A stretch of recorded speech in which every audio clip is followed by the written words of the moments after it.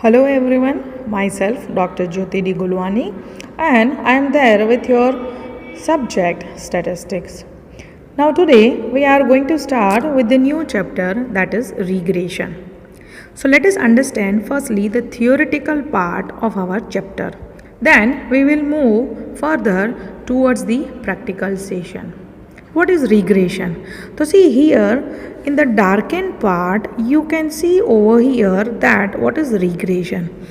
Other things are also there to understand a particular thing, but regression is what? So you can say that regression is a statistical technique with the help of which the functional relationship between two variables can be established and which help us in estimating the unknown value of one variable for a known value of the other variable.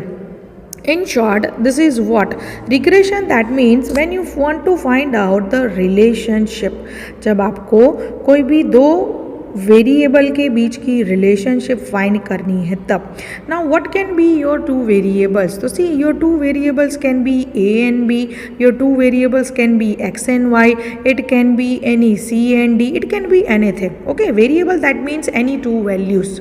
Now, if you want to take one example for it, so you can say that there is a one variable, suppose rain, बारिश हो रही है, ठीक है. Now on the basis of rain, if you want to measure your crop, obviously जितनी बारिश हुई है या तो जो भी हिसाब से क्वांटिटी में रेन होता है उसके हिसाब से ही it affects to your crops. जो भी आप क्रॉप वहाँ पे उगाते हैं उसके ऊपर ही पूरा प्रोडक्शन डिपेंडेंट है. Now definitely you want to check the relationship between this two. ये दोनों के बीच की आपको रिलेशनशिप चेक करना है. तो as proper rain will be there, definitely crop also will be proper according to the requirement of the crop. But if rain will be more, अगर बारिश ज़्यादा हुई तो it is going to harm your production and it is going to damage your crop. आपका जो production है वो पूरा बिगड़ जाएगा. And if it is again going to be lesser than per the requirement, then too it is going to harm the production. So thing is what, when you want to check the relationship between two variables, कोई भी दो variable के बीच का अगर आपको relationship check करना है, at that time regression is used. Or you can say that when one variable is known, suppose if you know the value of x, अगर आपको x की वैल्यू पता है and on the basis of that, suppose x value is 12, take for example, this is a assumption only, suppose x value is 12 and by putting this value into formula, if you want to find out the value of y, then it is possible to define the value of y also. तो you can say that one variable is known to us. ये variable हमें पता है और ये variable हमें पता नहीं है.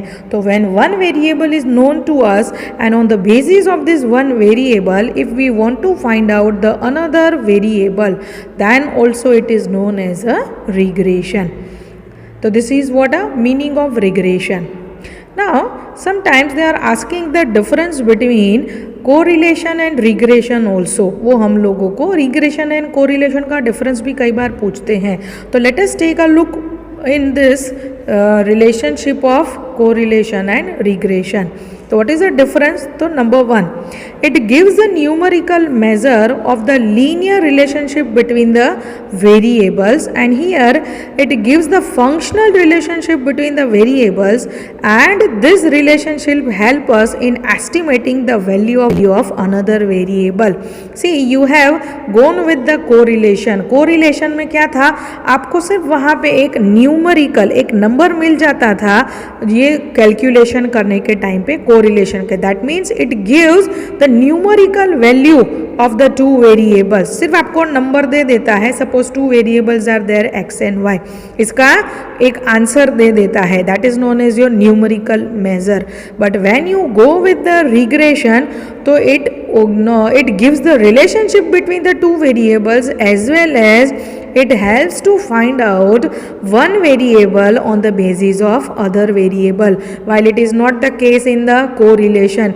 इसमें तो दोनों का मिला के जो आंसर मिलता है वही आपके पास आता है। But when you go with the regression तो एक के ऊपर से दूसरे का भी आंसर मिल जाता है। तो in correlation it gives the numerical answer only and here it gives the numerical answer as well as on the basis of one answer you can find the value of the another variable also. Then number 2, correlation coefficient is always between -1 and +1। आपको पता है इसका answer किसके बीच में आता है, between -1 and +1 के बीच में ही, इसी रेंज में आता है। And in regression one regression coefficient can be greater than 1। एक अगर 1 से कम है तो दूसरा आएगा मोर देन 1। आंसर इसका मोर देन 1 आएगा। एक का आंसर लेसर देन 1 आएगा तो एक का आंसर आएगा more than 1। Then number 3, correlation coefficient is independent of change of origin and scale. Scale का मतलब होता है मेजरमेंट। कोरिलेशन कोएफिशिएंट है वो इंडिपेंडेंट चेंज ऑफ ओरिजिन है एंड उसका मेजरमेंट जो होता है। Regression coefficients are independent of change of origin but not of scale. मतलब देखो इन शॉर्ट बताऊं, ये इसका मेजरमेंट होता है। Measurement on the basis of एक ही आंसर आता है। देखो एक आंसर कैसे आता है, बिटवीन -1 टू +1। तो इसका मेजरमेंट पॉसिबल है कि एक ही आंसर दोनों का मिलके आता है विच लाइज बिटवीन -1 टू +1। लेकिन रिग्रेशन का ऐसे मेजरमेंट पॉसिबल नहीं है। क्यों? क्योंकि इसमें दो आंसर आते हैं, एक x का आंसर आता है, एक y का आंसर आता है। एंड तो ये दोनों का मेजरमेंट करना पॉसिबल नहीं है। मतलब एक ही आंसर हो तो हम बता सकते हैं कि यस ये वैल्यू इतने के बीच में आई है, लेकिन दोनों अलग अलग आंसर आते हैं तो you can not say that it can be measured. Then number 4, correlation coefficient can be obtained from regression coefficient. Regression के ऊपर से correlation मिलता है, but regression coefficient cannot be obtained from correlation. Means you can say that correlation can be obtained from this, but regression cannot be obtained from the correlation. So this is what a short difference of your correlation and regression.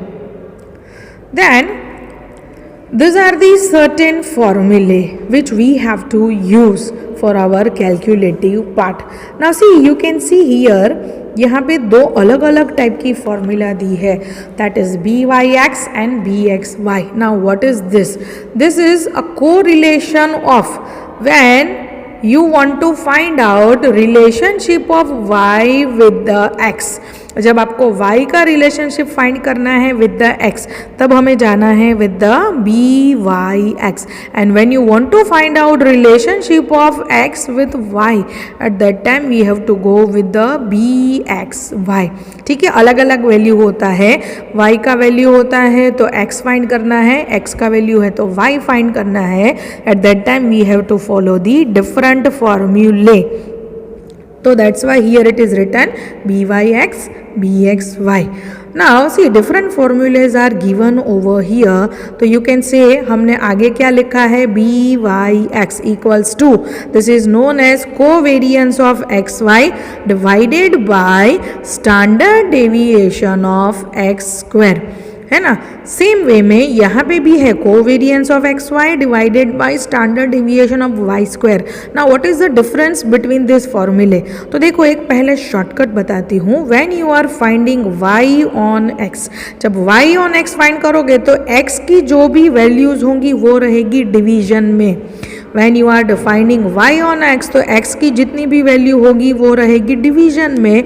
And when you are defining x on y, तब y की सारी value रहेगी division में. मतलब यहाँ पे division में x की वैल्यू आएगी और यहाँ पे डिवीजन में किसकी वैल्यू आएगी, y की. ठीक है, तो देखो आप यहाँ पे देख सकते हो आपका कोवेरियंस ऑफ एक्स वाई दोनों में सेम है. यहाँ पे y ऑन x है तो x लास्ट में आया है तो x इज यहाँ पे किसका स्टैंडर्ड डेविएशन लिया, standard deviation of X square, और यहाँ पे देखो किसका standard deviation of Y square, क्योंकि यहाँ पे देखो बी वाई एक्स मतलब वाई का एक्स के ऊपर रिलेशन फाइंड करना है और यहाँ पे एक्स का वाई के ऊपर। तो यहाँ पे लास्ट में वाई है तो it is divided by Y, यहाँ पे लास्ट में एक्स है तो it is divided by standard deviation of X square.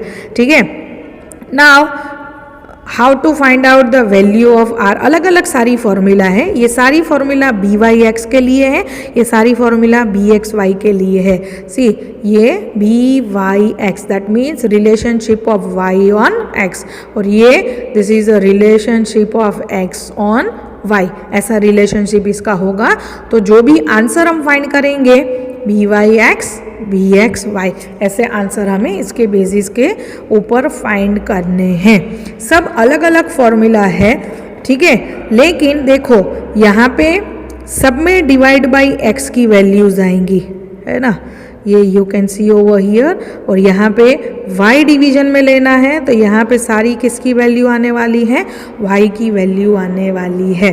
अभी हर एक क्वेश्चन के हिसाब से हमें अलग फॉर्मूला प्लेस करना है, याद सारे ही फॉर्मूला रखने हैं, you have to remember each and every फॉर्मूले, but majorly we are going to use this formula for our calculative part, this one. ठीक है, अब ये क्यों हम यूज़ करेंगे, क्योंकि आपका कैलकुलेशन एक ही फॉर्मूला से आपको याद रह जाए, इसके लिए हम इसको यूज़ करने वाले हैं with the one formula. But you have to remember all this फॉर्मूले ऑल्सो, क्योंकि हर बार हर एक क्वेश्चन में अलग अलग मेथड आ भी सकती है, या तो डायरेक्ट इसके टोटल दिए होते हैं तो on the basis of total we have to utilize this फॉर्मूले, दैट्स वाई। अभी आप यहाँ पे जैसे मैंने याद रखा आपको कि जब x है तो डिवीजन में सारी जगह पे x लेना है, y है तो सारी जगह पे डिवीजन में आपको क्या लेना है, y।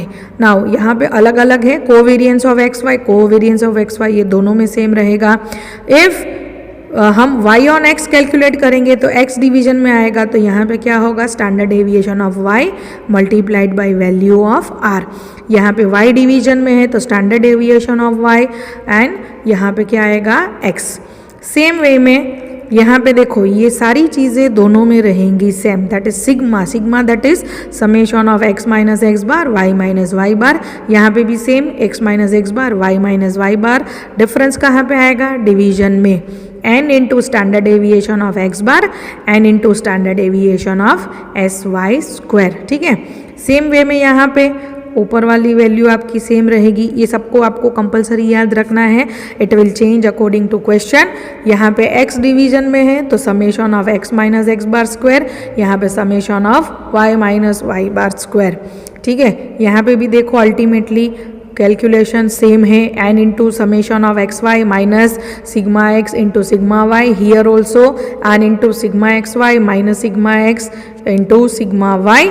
If we are going with the division of x तो यहाँ पे रहेगा x से डिवीजन, यहाँ पे रहेगा y से डिवीजन।